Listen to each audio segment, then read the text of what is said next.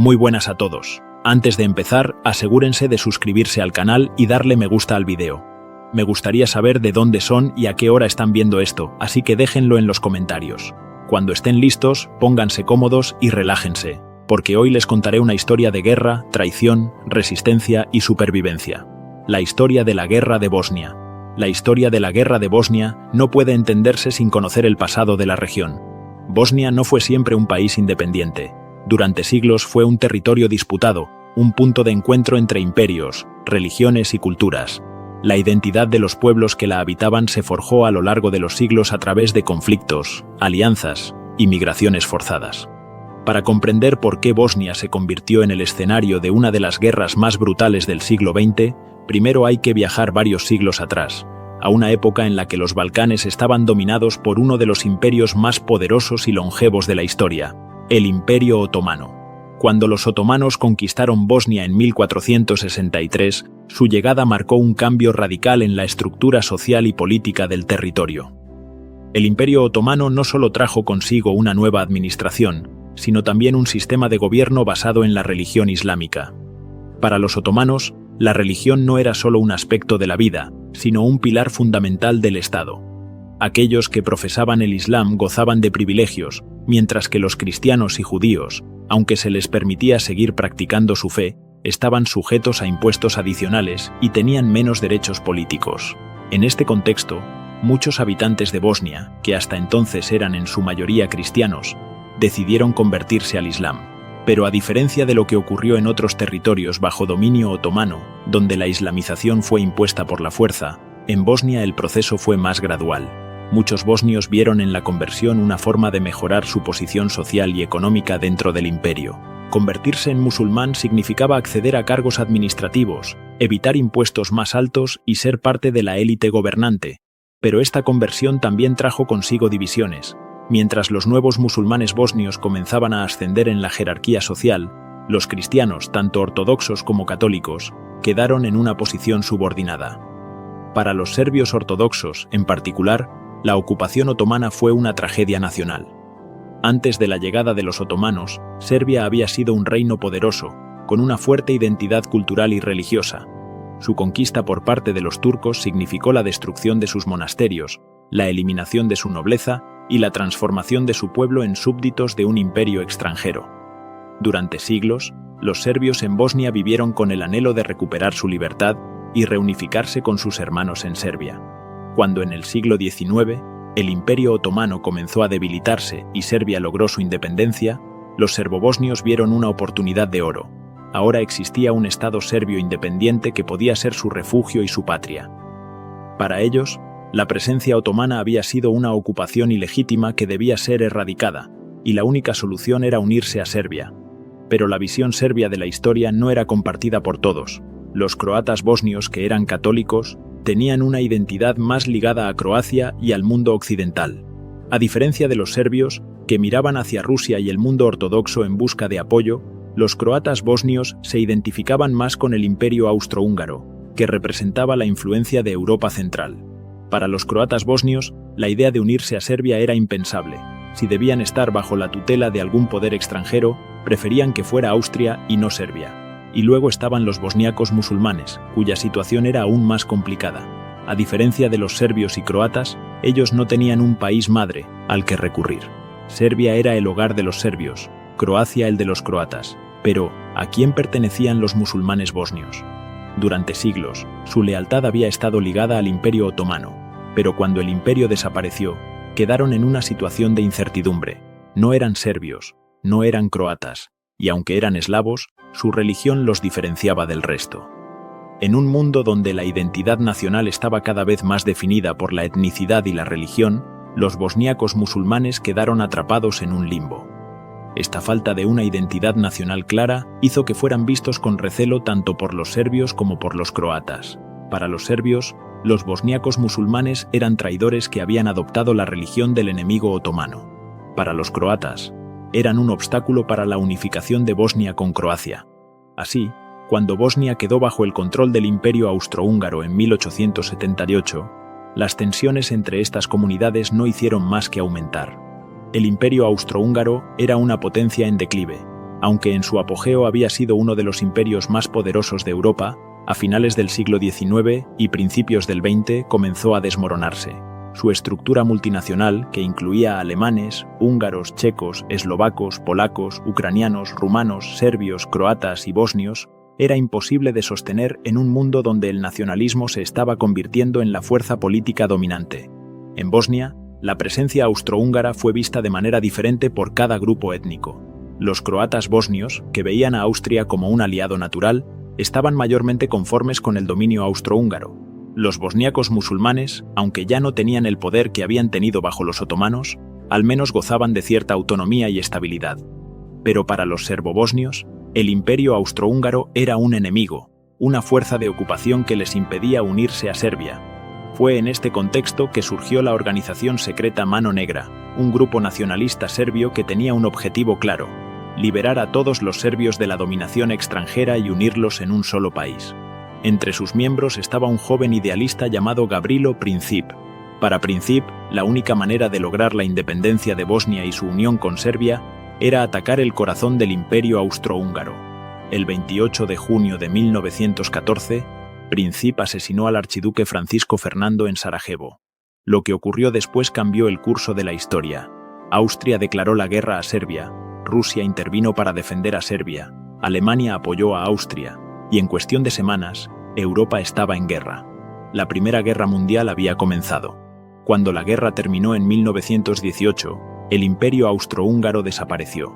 Bosnia fue anexada al reino de los serbios, croatas y eslovenos, que más tarde se convertiría en Yugoslavia, pero las tensiones dentro de Bosnia no desaparecieron. Al contrario, el nuevo país estaba lleno de diferencias internas, con serbios, croatas y bosníacos musulmanes compitiendo por el poder. La creación del reino de los serbios, croatas y eslovenos en 1918 trajo consigo más problemas de los que resolvió. Aunque en teoría era una unión de pueblos eslavos del sur, en la práctica era un estado dominado por los serbios. Serbia había sido el único reino independiente de la región antes de la guerra, y al terminar el conflicto, su gobierno asumió el control del nuevo país. Esto generó un profundo resentimiento entre croatas y bosnios. Los croatas, que siempre habían mirado hacia Austria y Hungría, no querían ser gobernados por Belgrado, exigían autonomía y, en algunos casos, incluso independencia. Los bosníacos musulmanes, por su parte, no tenían un partido fuerte que los representara y quedaron atrapados en el conflicto entre serbios y croatas. A medida que pasaban los años, la situación se volvía cada vez más inestable.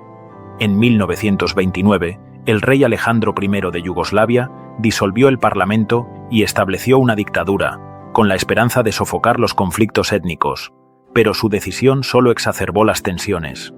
En 1934, el rey Alejandro fue asesinado en Marsella por un nacionalista croata vinculado al grupo fascista Ustasha. La Segunda Guerra Mundial trajo consigo una nueva etapa de violencia en los Balcanes. Cuando la Alemania nazi invadió Yugoslavia en 1941, el país se fragmentó.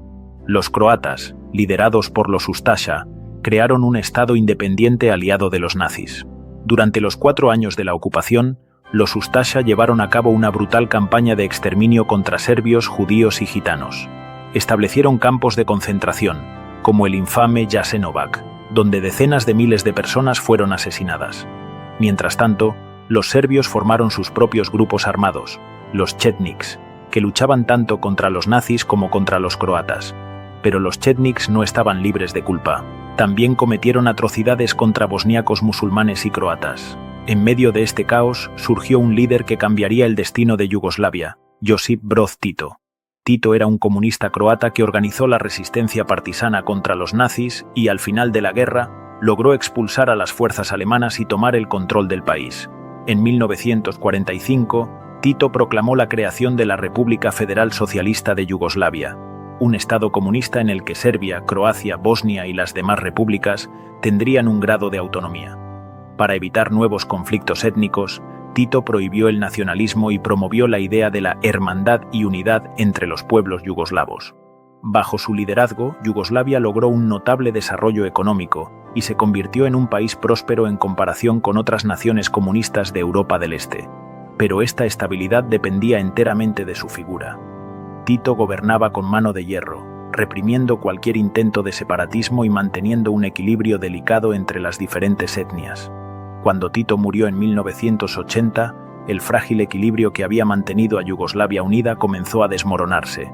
Sin su liderazgo, las tensiones étnicas resurgieron con fuerza. La crisis económica de los años 80 exacerbó aún más la situación.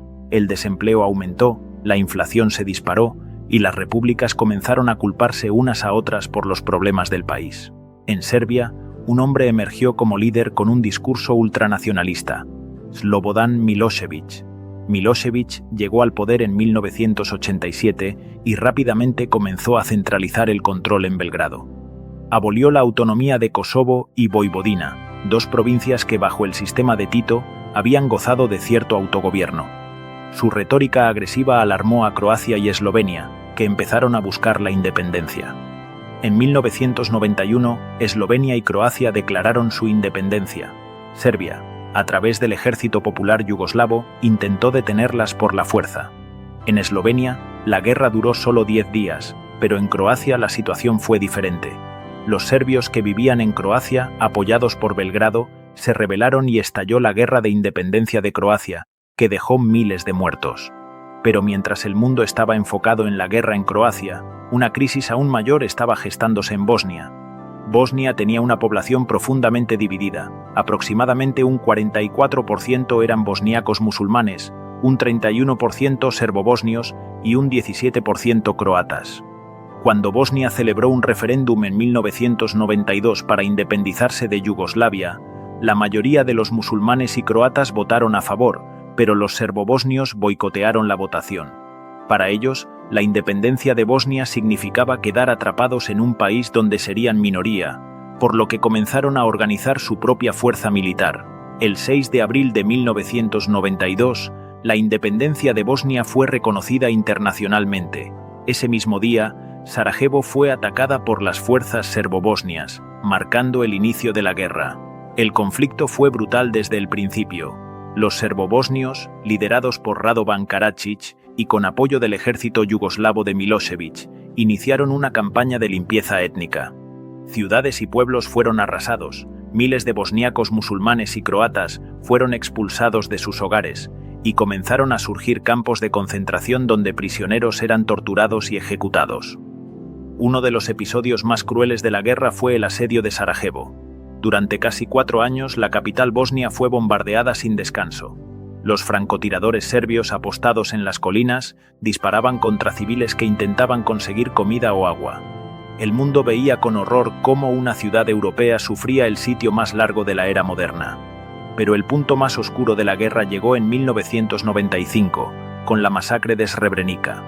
En julio de ese año, las fuerzas serbobosnias capturaron la ciudad, que se suponía estaba protegida por las Naciones Unidas.